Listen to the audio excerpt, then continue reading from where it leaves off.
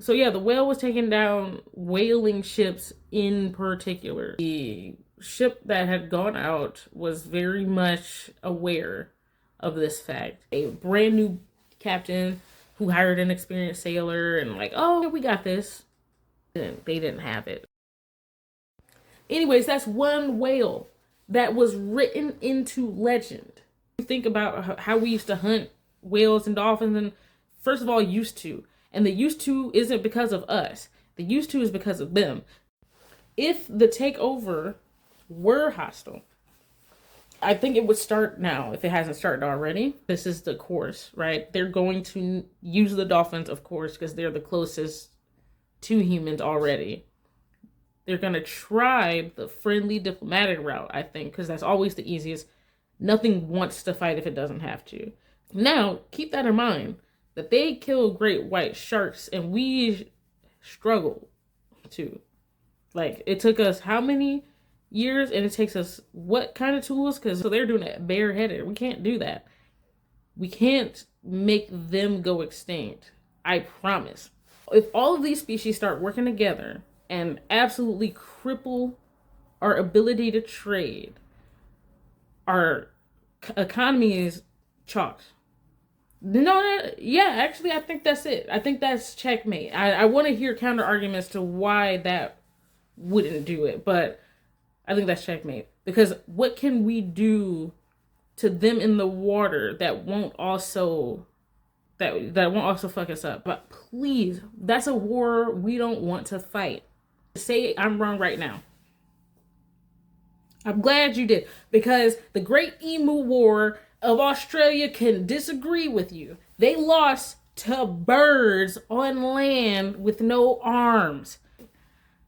And these are the people in this argument. Whenever I have it, I have this discussion in public. People love to jump in with, well, we could just fight them. Like, yeah, word. How many dolphins can you personally take in a fight? I bet it's 0.5. Like, what are you talking? So I don't see why it wouldn't happen.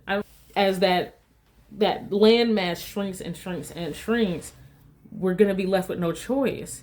The dolphins are well aware of that. I think they're well experienced in helping creatures through extinction, because they have this natural instinct and affinity to help creatures in distress in any means.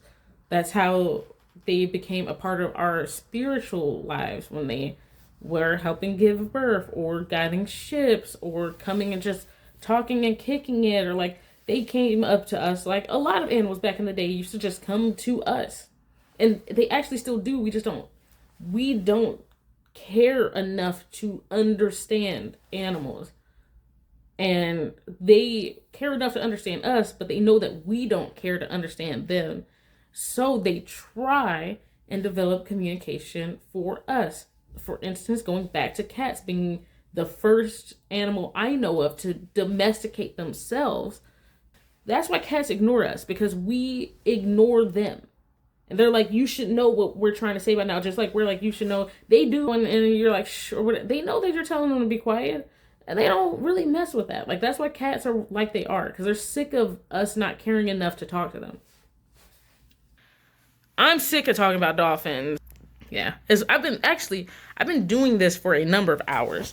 Full transcript, highlighted the sections, multiple takes. Like, I've been at this for a long time, and I want to hear your theories, conspiracies, and any kind of weird facts you might have. All of a sudden, people care about, oh, no, we should stop whaling. It's inhumane. They don't like that. Like, what animal likes being prey? The one thing that all animals have in common, actually, is evolving not to be prey. Doing everything they can to not be the next pack